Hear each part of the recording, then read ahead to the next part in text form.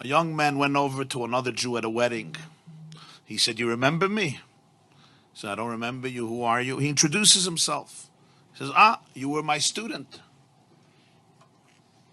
Third grade. You were my student." "Yeah. Wow, I haven't seen you in so many years. How is your life? What are you involved in?" He says, "I'm a teacher." He says, "Wow, just like me. What inspired you to become a teacher?"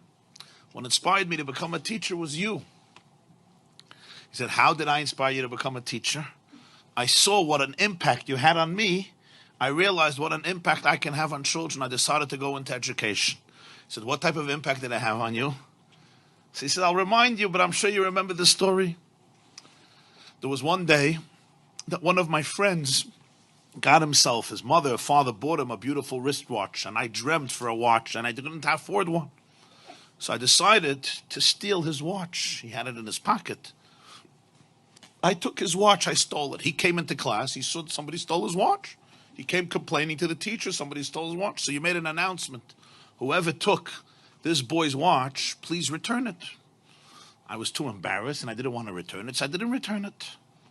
So you locked the door and you said, "I'm going to have to line everybody up and empty their pockets in order to get back the watch." And that's what you did. And I thought to myself, this is going to be the most shameful moment of my life. And then you said, "All boys line up at the wall, but I want everybody to have their eyes closed.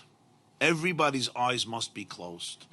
And you went from pocket to pocket, and everybody's eyes were closed. And then you came to my pocket, and you found the watch, and you took it out, and you went through everybody's pockets with everybody's eyes closed. And then you said, "Okay, everybody can open their eyes." You gave the watch back to its owner. And you never ever said a word to me throughout the entire year. You never mentioned the story. You never mentioned the episode.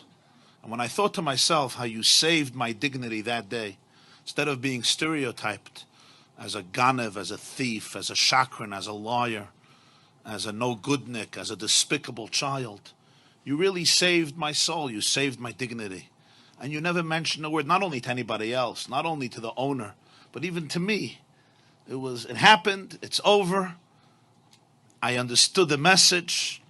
And when I looked at that, I saw it. I said, wow, this is what a teacher is. This is what a real educator is. This is what I want to do with my life. And therefore I went into education. The teacher is listening to him and he says, wow, that's amazing. That's really amazing. But he says, "But Rebbe, you don't remember the story? Like when you see me and you hear my name, I'm sure you remember the story that I stole the watch and what you did, and you didn't want to embarrass me, so you had everybody's eyes closed." And I'm the person, he says, "Actually, I don't know. I wouldn't know. I wouldn't know the story." He says, "Why not? Like, it's a pretty dramatic story." He said, "Because I also closed my eyes."